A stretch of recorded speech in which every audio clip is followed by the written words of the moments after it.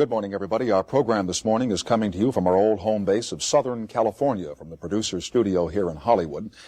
We tried to put together a broadcast that would be in keeping with the occasion, this being Academy Awards night. And now that you've seen all the winners and seen some of the losers, we tried to put together a broadcast that would have something to do with motion pictures, with directing, with lights, with cameras, with actors, with the magic that is Hollywood and movies. And we have come up with a gentleman who does not do this very often, and we are pleased that he could be with us this morning. His name is Orson Welles. We'll spend 1 hour with him, and we'll begin from Southern California after these announcements, and I hope you'll stay tuned. Thank you. Orson Welles has been called many things by many people. He has been called a genius. He has been called the greatest director in the history of motion pictures. He has been called the least successful director in the history of motion pictures. He has been a man of controversy and a man of great accomplishment. And I am pleased that we can spend some time with him on the program this morning because he does not do this very often, since he doesn't have to and probably doesn't want to. He is from Kenosha, Wisconsin. Somebody once said to me, why are all the great people from the Middle West? Johnny Carson and Dick Cavett and yours truly and Orson Welles. And I said, well, because people from the Middle West are usually brighter than are most other people. So I welcome you here, and it's a good thing that two guys from southern Wisconsin can sit down and shoot the stuff here on network television for an hour. What part of Wisconsin are you from? Well, I will ask the questions, and you will give the answers. Oh, I see. That's how I have this planned, and then if it all doesn't right. work, we'll change it around. But you wouldn't just tell me that? I'm from Milwaukee, which is right near Kenosha. Yeah. When I was a kid, my father and I used to go down to Racine in Kenosha, and he'd call on hardware stores there, and then we'd go over to Lake Geneva and get malted milks and go back to Milwaukee. And when we used to drive through Kenosha, nobody ever said, whatever happened to Orson Welles? You should know this. Now I do. There was a play that you did years and years ago, which was written about in William Manchester's new book called The Power and the Dream. And the play was called The Cradle Will Rock.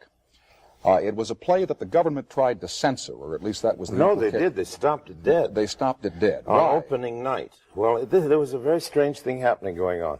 This was the period of the WPA Theater. Mm-hmm. And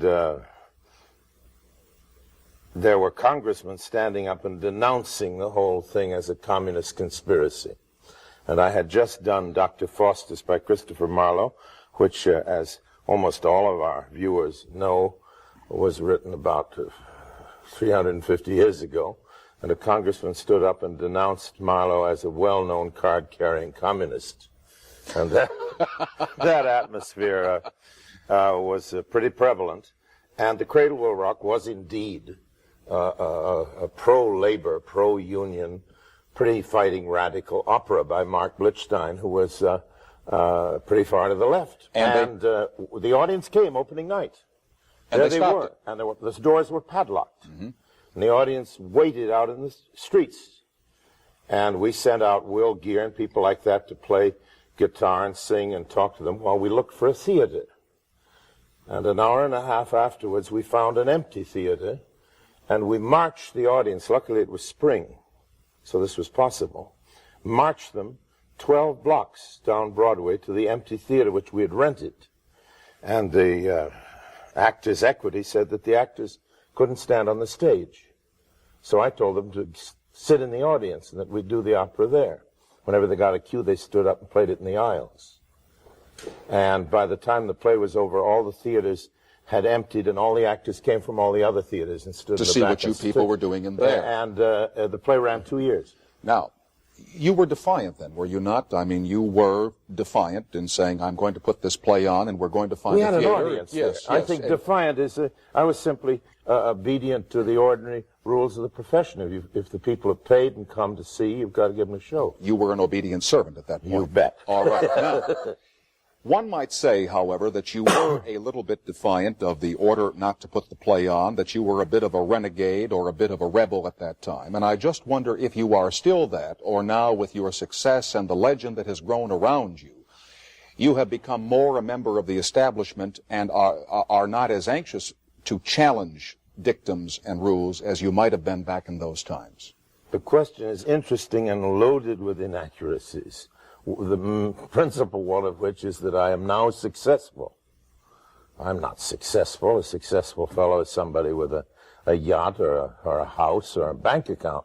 No. And I don't have any of those kind of things. In fact, I was making more money back then in radio as an anonymous radio actor. This is if we measure success, Orson, only by the amount of money one has or the fine things, the material possessions. But I would call somebody a success any man or any woman who has earned the respect of his peers, who is accorded the kinds of tributes that you were given by the American Film Institute earlier this year, a man whose name is taken in vain or given great praise for his accomplishments, such as Citizen Kane, for the marvelous scene with the mirrors that we saw in the retrospective that ran on the program that was on the networks here some time ago. By all those standards, you are a success. And using that yardstick, has your success made you less willing to challenge than you were in those times? Oh, I think not at all. I think I'm much more of a renegade than I was then. In what way? Oh, in about every way. Because the real renegade has to be a little short on that final 10% of ambition.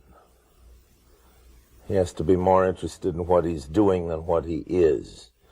And in your early 20s, there's a kind of arrogance and ego that drains away when you get to be elderly. But the love of what you are doing does not diminish. You still have a certain arrogance, though, do you not? You don't live in the United States or in the... Do you think it's arrogant not to? Well, I sometimes wonder. I don't know why you do not live here. And there... Well, let me give you an answer. All right. A couple of weeks ago, a film of mine, which I've been trying to sell for distribution in America for a year and a half. Is this film called Fake? It's called Fake, opened in Paris in 4 theaters. They are standing in the rain for blocks outside all 4 theaters. I don't go there because they love me. They don't, but they buy tickets. I get work. I'm like a cherry picker. I go where the crop is. I'm not sure that answers the question as to why you do not live in the United States, or why, in the words of some people, you've turned your back on Hollywood or on Los Angeles. Well, I never did live here, Tom. I never really did. The minute we finished on Friday night, I was in a plane and in Mexico, or at the very least in San Francisco. I never lived in this town. Could that be why you can't sell that picture here? Why, if this picture is playing to people standing in the rain in Paris, why would not some smart distributor in this country buy that picture from you and make himself some money on it? Oh, we can sell it to a smart distributor, but not on the right terms. And people, old vaudevillians used to talk about being big in Minneapolis or something, and I'm smaller in America than I am in Europe, which means I can get work and I can get things put together there that I can't here, or can't as easily. It's not true that I can't. But I've never belonged to the Hollywood establishment. My goodness, the first contract I had when I came out here to this town was a kind of a defiance of everything that was established in the Hollywood industrial system. And I only got that contract because I didn't really want to make movies. I thought if I asked for something impossible, they'd leave me alone. I would have given in much earlier. Do you think that because you never were part of the Hollywood crowd? Oh, part of the crowd, yes, but not the establishment. Or the establishment. Lots of friends here. I'm very, on very good terms. But I would be less than candid, as would you, if you didn't say you have a lot of detractors here, too. Yes, I think that, but I have them all over the world. I know. And is that because you're difficult to get along with, because you won't play ball, because you are a renegade, because you're just difficult? I think the detractors can be divided into 2 groups. Those who have good reason to hate me and those who don't know me. And the ones who have good reason to hate me, I don't know who they are, but they must exist, and they must have good reason. What would be a good reason? Can you think of one offhand? I mean, I knowing that you're charming, lovable, kind, gentle Orson Welles, can't think of one, you see. Nor can I, you see. Nor can I. That's it. I think that to leap over that lull and get to the other division, I'd say that the detractors are people who genuinely don't like my work, or quite honestly and properly note that I don't gross what the Towering Inferno does, and quite properly note that I have never belonged to the establishment, any show business establishment, on Broadway either, and in radio I used to forbid the sponsors to enter the control room. You can imagine how much trouble that made and how quick they were to drop me the minute our ratings went down. Not knowing how that worked, I couldn't imagine. So that would how make that would a detractor out of, if I were a sponsor, I'd be a detractor of a fellow who'd do a thing like that to me. But they really do interfere with the work. After Citizen Kane came out, and as you say, and as everybody knows, it did not make enormous amounts of money, but it was a successful film. It was a big picture. It was a spectacular, sensational film. At that time, there must have been people who said, well, In fact, it was a small picture and had a very low budget. But it became a large picture, all right. And I'm sure that there were persons who said, well, now here is Orson Welles, and we might expect him to become another director who produces important movie after important movie, as did Alfred Hitchcock or John Ford or John Huston or Otto Preminger, that you would begin producing pictures on once every 2 years. Orson Welles has his new picture out, and you didn't do that. Was it unfair of people to expect you to keep going? Not a question of keep going. I made one picture after that, which was Magnificent Ambitions, which is, I think, I like a lot better than Kane, except for the last reel and a half, which was murdered by the people who took over RKO and who fired me. And at that time, it was about 3 years, almost 4, before I was offered a job as a director, or could get money as a director. I didn't refuse. I guess what I'm trying to ask you is, were expectations assigned to you that you could not live up to? No, the big expectations were that Kane would be a flop.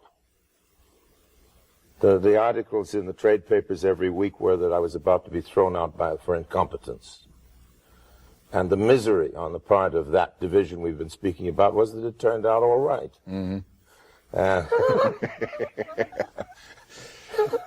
When there were stories in the trades that maybe you were incompetent, did you ever think to yourself, hey, maybe I am?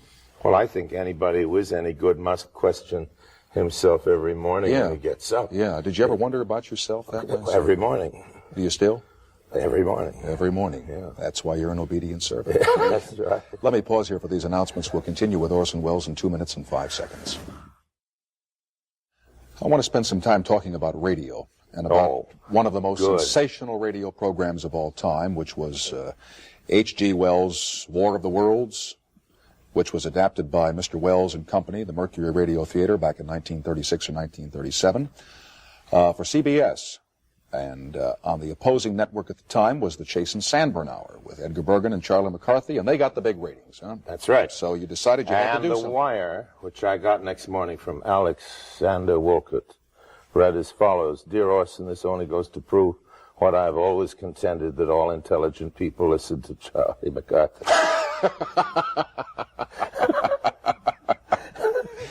Our ratings dropped quite dramatically that night, yes. What, the night of War of the Worlds? The night of the War of the Worlds. Your ratings dropped that night? It was the lowest ratings we had that year.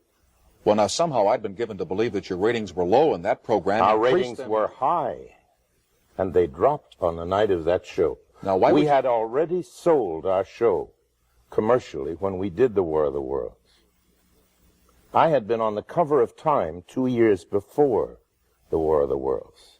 Everybody has an idea that that was the sort of beginning of what I can call my career. Yes, but it's not true, because we had a very successful radio show for 2 years. Our ratings were very high. We were giving Charlie a big run for his money. I thought exactly the opposite was true, that you were dying on CBS, and you thought of this as a sensational gimmick to get an audience in. Not at all. Not at all.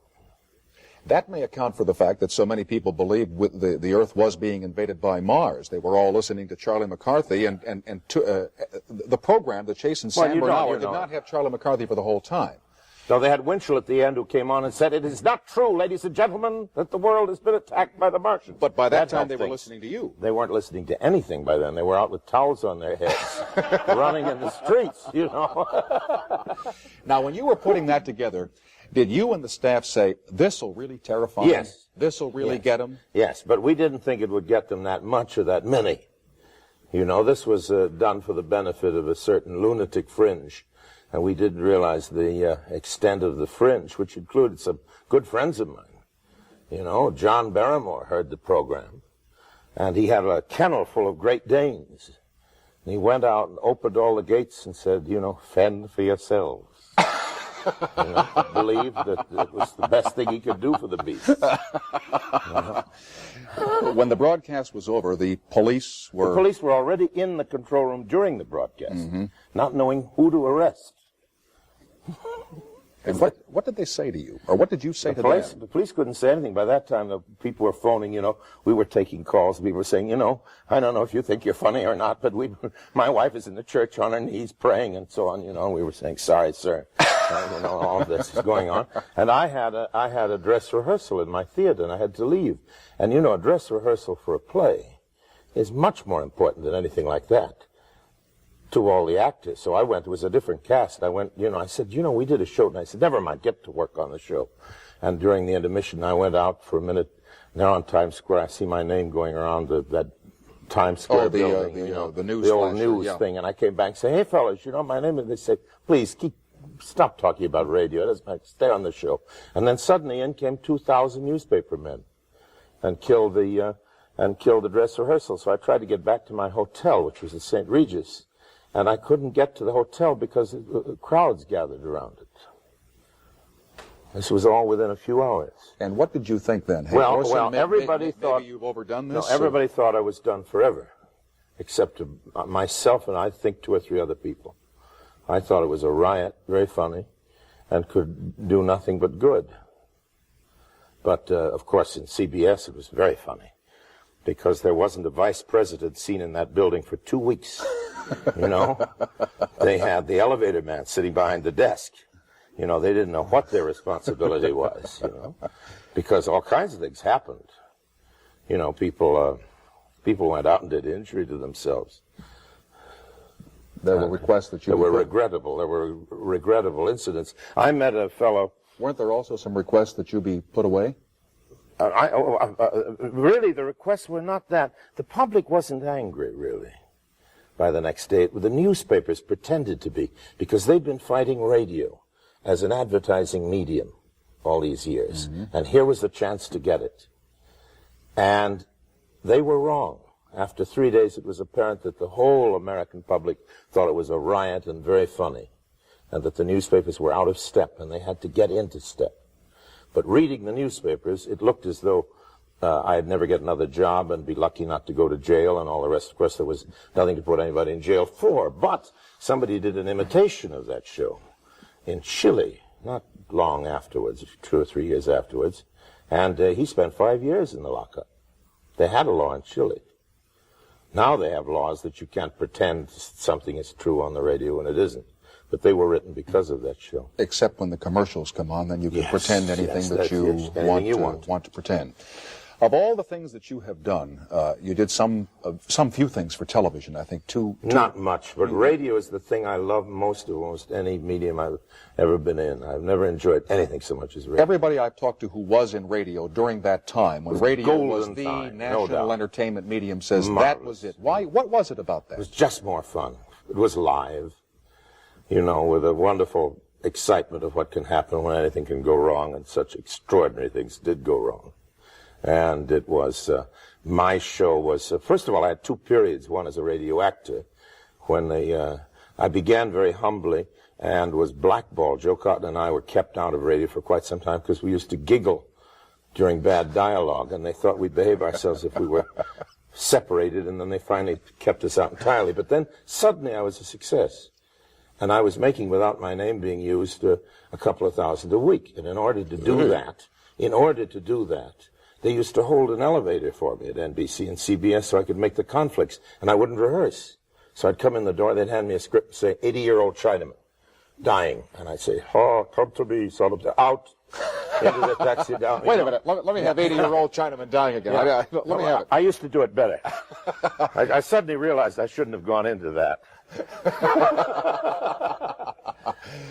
80-year-old any person living. No, I did all the parts. They just told me, I was the Shadow, as you probably know. Lamont Cranston. Playboy by day. I never ask anybody to do that. I couldn't do it. You could not do it right now? I couldn't do it then. I had to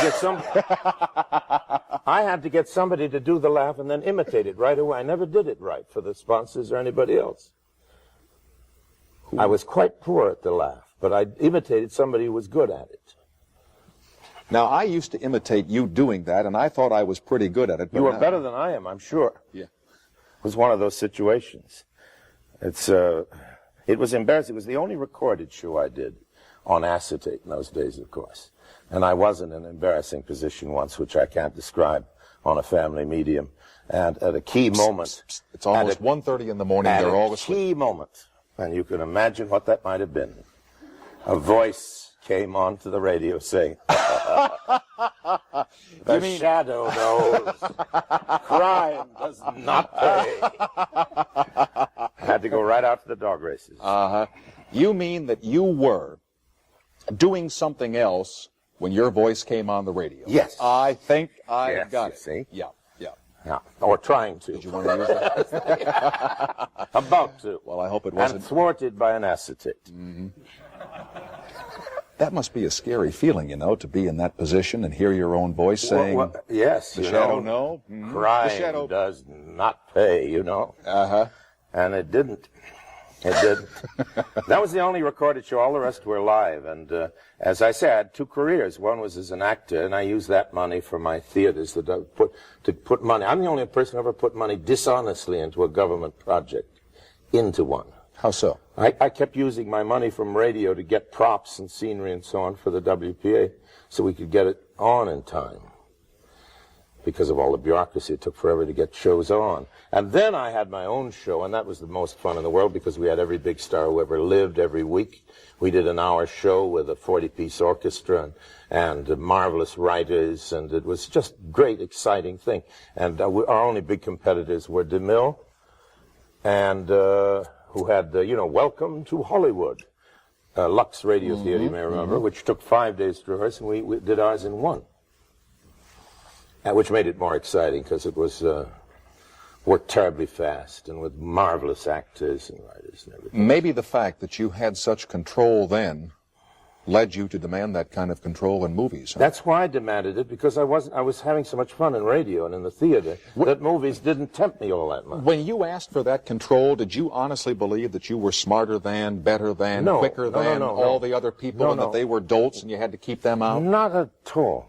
I believe that the only good work I can do has to be my own particular thing. I don't think I'm very good doing their thing. It isn't because I was smarter. It was because, in this case, because I was dumber. I'd never seen a movie camera. And the only way I could have control would not to have somebody around saying, you can't do that. Yeah. There are a lot of those people around, as you know. Always. Hey, we can't do that. Yeah. How about the picture? No, can't do that. Yeah. I was lucky, though. I had a great cameraman. I had Greg Tolan, and whatever I said, he'd say, well, it can't be done, but we'll do it. And that's almost unique among Forgive me, those guys. But all the things that are talked about in your life as being innovated by Orson Welles, how many of them were a cooperative effort by Orson Welles and people like Greg Toland and Henry Mankiewicz? An enormous amount of them, of course. Of course, and I have, there's some things that I innovated, which I don't get credit for, and I get credit for some things I didn't do at all, like ceilings. Yeah, everybody says I didn't at all. There's ceilings in movies all over the place before mine, just not that many. Yeah, 20 minutes of ceilings. Yeah, sure. Now, before I pause here for these announcements, let me tell you that this will be on the air the night of April 8th, and make certain that you're not trying to do something else when you should be watching this program. Have you got it? You got it. We will continue after these announcements. One of the people that you have had a relationship with was Harry Houdini. You had a great interest in magic at one time. Yeah, I still do. And still do. I still, do you perform? Yeah, do you do tricks? Yeah, I'm a pro. I've worked a couple of times in Vegas. I worked in nightclubs in Europe sometimes. What do you do? Close-up or great everything, big illusions? everything. Or what's your favorite? What is the Orson? Mentalism now, that kind of stuff, but I do the whole bit. What, you tell me my Social Security number? Or? Yes, for better pay. Wouldn't want to spoil you, sir. You know, now that you mention that, you said a while ago that you're not successful in terms of material possessions or great wealth or great income.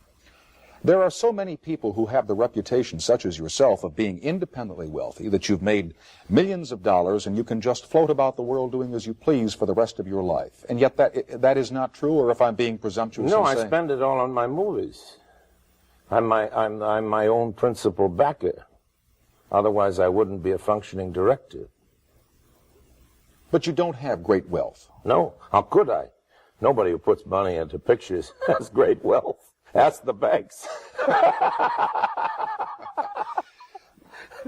Are things expected of you that maybe you cannot afford, that you have to maintain a certain level of opulence or affluence? No. I don't maintain any level of opulence or affluence at all. I just look rich. That's all. Well, not in this. Fat is the word. Not in this. Who shines your trousers for you? But are you expected to drive big cars or I don't think so. To no. tip large at restaurants? Well, no, I tip large at restaurants because you eat big. I eat big, and I feel sorry for the waiters. But I'm a big tipper. But that's not to maintain a position. It's because I think it's only very rich people can afford to tip small and live with themselves. You know, that's a special breed, rich people. They watch the dimes, and the rest of us are pretty easy spenders in that respect, but that's not to keep up a front. You know, I've never been much interested in But that. you don't feel any pressure that hey, I'm Orson Welles and I have to do these certain things. I don't even stop and say, hey, I'm Orson Welles. You don't? You know, no. No, that would be an embarrassment. How so? Well, don't you really think it's embarrassing just to address yourself and by your name? Yes. Yes, or in any way. Except that I can't imagine how it would be, because you've had so much written about you, and you have so many people who are interested in what you do. And you were on the cover of Time magazine at the age of 20 or 22, and you were so far ahead of your time in achievement. And you must sometimes think of yourself as being a special person. You just must. Well, you have to protect yourself and not think of that person. You know, just as there are subjects we don't think about. You know, it's like avoiding the mirror. You either like to look in the mirror or you don't. I don't like to look in the mirror. Well, there's an obvious answer to that. But I don't much like to look in any form of mirror. And so you don't worry about yourself. I think as little of myself as I can. Because I think that really, I'm going to get a little heavy here. I think that's really what all of the self-respecting religions are about. They are trying to prove that the self is our enemy. And the only way that people, who've got to be well endowed with ego, as anybody in any form of show business has to be, we wouldn't stand up in front of the public and ask them to be quiet. But, and listen, anybody who has that kind of presumption out of protection, self-protection, it seems to me, has to fight it and think of the work instead of yourself, and not the work as a reflection of yourself. You just used the word religion. Are you a religious man? Yes, I'd say so. Not formally. You don't practice Catholicism or Judaism or Protestantism or any of those? I'm sorry to say I'm without that kind of faith. I wish I did have it, but I can't make that. But when you say religious but not formally, what does that mean? Now, for me, it means not hurting people and trying to do right by others and are not ethics some form of religion? Part of it, some part of it. But you also have to include the sense that there are things bigger than yourself, and one of those conceptions is the idea of God, and the other is the idea of goodness, and all of that kind of thing. I think religion consists of holding firmly to the notion of things bigger than yourself. I think that's a religious attitude. And when you say something bigger than yourself, do you mean people even movies, even the job we're doing, even this box is bigger than we are. Much bigger. What about and we must have respect and love for it and not think of it as a mirror. What about the future? Is that bigger than we are as well? Those who will follow? You mean humanity's future? Yes. Oh, I take a dim view of that. You do? Yeah. How dim? Oh, terribly. Well, black. example, the world is going to end? Oh, I think so. Yeah. Martians will invade? No, nothing is entertaining as that, I'm afraid. I think we're invaded by people. I don't follow. Well, there are too many of us, and we're the only animal on the planet we are obviously capable of some kind of semi-divinity, but we're also obviously sick and bent on destruction, and we now have weapons which we are not grown up enough to handle. We have machines to live with that we can't deal with, and a technology that's way beyond us. And what about ourselves, our own reproductive faculties, which are increasing the population of the planet even more than any sophisticated machine or a nuclear device or something like that? I don't say there's no hope. I'm not without hope, but it would be very hard to be optimistic at this moment. We will continue with Orson Welles and his less than optimistic feelings after these announcements. Just one more thing about your own personal philosophy, your own personal religion, and that is your concept of afterlife or hereafter or your own immortality. Do you have any feelings on that? What do you think about dying? Are you afraid of death? No. I'm very interested in death, and always have been. I think about it all the time. I have ever since I was born. I think it's very hard to enjoy life unless you live in the presence of death. But as for life after it, I haven't any idea at all. Be glad to send you back a message when the news comes. They tried that once. They got 4 people together, and I've told this before, and I can't remember the names, but who was the guy that played Tarzan? Lex Barker? Is that does that ring a bell? He was one of them. And Elmo Lincoln was another. Yes, and but Weissmuller. But Lex Barker is dead. Is that guy? I don't want to kill somebody here who's not killed. Anyway, the National Enquirer magazine or newspaper got Lex Barker and 3 other very prominent people in the entertainment arts to write a message in an envelope and seal it in their safe in New York.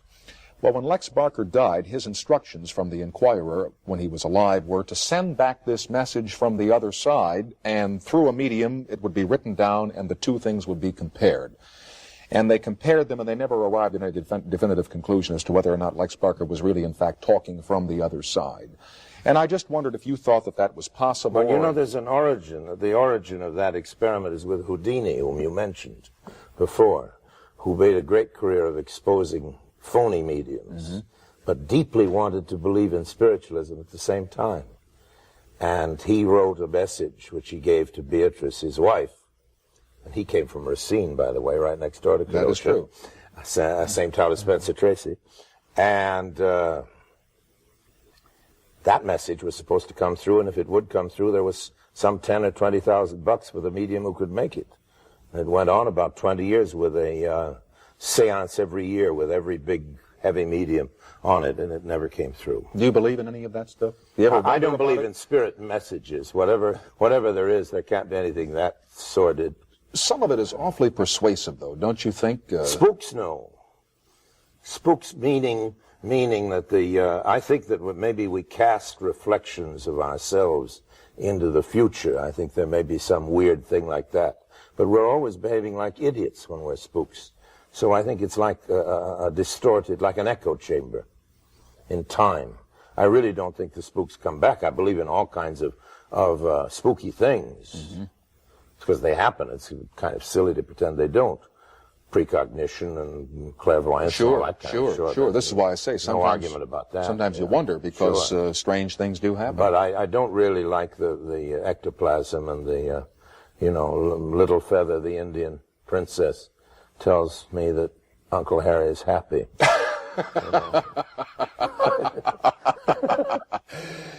I wanted to ask you one more thing about magic, and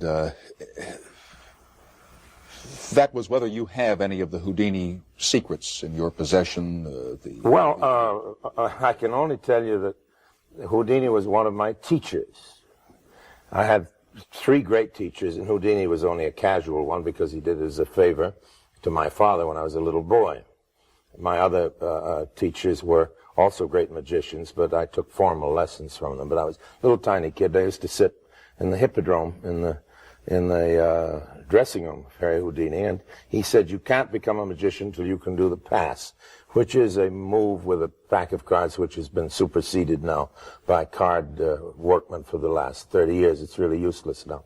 But you have to do it. But at the time, that yes, was the thing it was to the be able to basis, do. ABC. Yeah. And here I was studying it away, fumbling away, and the door opened, and a fellow came in from, I think, a famous magician supply house, and said to Harry, I've just got a great new vanishing lamp.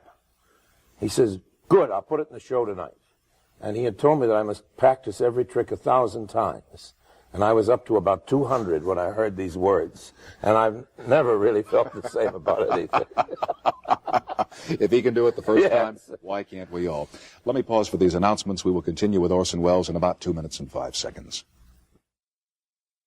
This probably isn't going to produce any great information, but what was it like? I like that as the beginning. Well, because it's going to be a rather stupid question. I've about run out of brilliance, as I'm sure you realize by this time, and it's very late. What was it like growing up in Kenosha, Wisconsin? What were you like as a little kid? What kind of a kid were you? Well, I didn't grow up in Kenosha. Or wherever you grew up. But Somebody over there get the phone.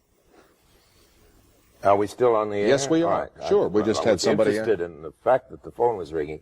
I must have been intolerable as a child, I would think. I was a musical wunderkind, and I played the fiddle, you know. And I think children who do that, ought to be treated With suspicion. or by W.C. Fields. I must have been, yes, totally insufferable. I was precocious and smart about music. I wasn't interested in acting or anything like that. I was into music, but I think musical prodigies are terrible pains in the neck, and that's what I was. A musical prodigy. Yeah. Are you still a prodigy? You know, you've been called that so many times. Oh, call it. What does it mean? A musical prodigy is No. somebody who I don't mean practiced musical, harder, but I mean then you were a prodigy in radio, and then you were a prodigy in movies, and maybe that's just a tough handle to have to carry. I don't carry handles. If I have them, I don't pay any attention to them. I think, I suppose that if one lived to be 200 years old, you'd say you were insufferable at the age of 80, and I guess we are always hateful. But you only can see how lousy you are when when the lens is wide enough, and you can look back at that little toddler. And I certainly wouldn't like to have to take him to the art gallery. Mm-hmm. Looking back to that little toddler, are there any things about you that you would change now? Anything about the way you've lived your life? The Almost things that everything. you've done? Really? Yes. Oh, yes. Don't you have pride in what you've done? I never understand those people who say I have no regrets. You know, it's incomprehensible to me. What are Mine are as countless as the sands of the desert. You know, I can't imagine not having a regret about almost everything. What are some of your big regrets? Big regrets? Oh, I suppose that I fell in love with movies. You know, you can fall in love with a girl and have her ruin your life. And I fell in love with movies, and I have done less in my life than I would have if I hadn't. What would you have done had you not fallen in love with movies? I don't know, but something that didn't take so much time and cost so much in money and energy and everything else. I can't change this condition of love, but I think I would be better off without it. There's a picture that you're still making, is there not, called The Other Side of the Wind? It's really done. We're just making pickup shots and. But it's been going on for 4 years, has it not? Well, it started and then it stopped because the job that I thought I was going to get didn't come through, so I couldn't finance it anymore. And then a couple of years went by, and I got a backer, and we shot a couple of weeks, and then that backer ran away with my money as well as his. And there's been that sort of history. It hasn't been shooting for 4 years. It's just a matter of weeks. But it just took all that time to get it together. Do you like to finish a picture and be done with it? Are you happy when it's all done and cut and goes out to be printed and into the movie houses? No. No, because you always hope you can make it better. You know, and of course there's a time comes when you have to leave it alone. That's why I never go to see my own movies. People who do this sort of thing, whether it's what you do or what I do here, I will be unhappy when our time together is over because you'll go to your car and you'll go your separate way. Done that better. And I'll go to my car and go my separate way, and all these people and the lights will go down, and it's kind of like a little death that takes place there when a show is over. Right. All right, and you don't like that any better than I do. Oh, I hate it. It's just awful. I hate every kind of goodbye, and every time those lights go out, it's a little death and a little goodbye. God, it's true. And I hate to see it, because that's the proof of how all your suspicions were right. You know, I never look at myself on the screen or look at old movies, because the only way you can keep going is to imagine you're better than you are. And I've got a marvelous opinion of myself as long as I keep my eye well averted from that monitor. You know. Of all the people that you have worked with in pictures, actors I'm talking about here, do you have any that you really like greatly or dislike greatly that you talk about? I've never had, I've liked, you know, it sounds like Pollyanna. I've got on terribly well with actors all my life. I really have never had trouble with actors, either as a director or as a fellow actor. And I have nothing but happy experiences and some wonderful. I think actors are nicer people than civilians imagine. They are, you know, particularly when they're working. I'm not crazy about actors away from the work. I don't go to actors' restaurants and all that, because you get an awful lot of them when the lights are on. And when you go away, it's nice to talk to other kinds of people. But no, I've never had one of those real bad experiences. Why is it, and I asked this question of another director whom you know, Peter Bogdanovich, who also likes to appear before the cameras. Yes, Why he's a leading actor in my movie. Why do directors want to be actors and actors directors? Why do comics want to play Hamlet? I don't understand that. Or singers want to learn how to dance, or dancers learn Well, I'll tell you about Peter Bogdanovich. He is... Well, I'm sure you will. At least as good an actor as he's a director, and I think better. He's a marvelous actor. So he's right. I think that yearning to get there is because he's great at it. And wait till you see John Huston in my picture.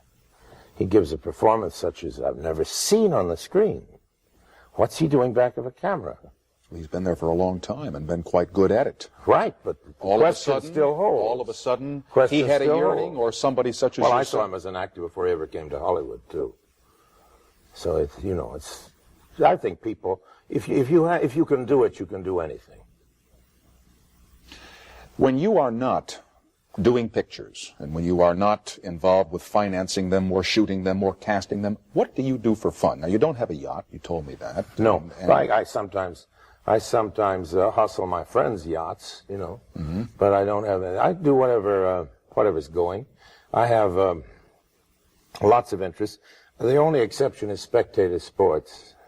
You don't like those? I don't like them. Why not? I have no competitive sense. That's why here we are on the night of the awards, and I don't care who wins any game I'm in, or who wins any contest, either for best actor or best shuffleboard player on the good ship, whatever it is. Lollipop, I think. Lollipop, that's Yes. the word, and thank you, sir.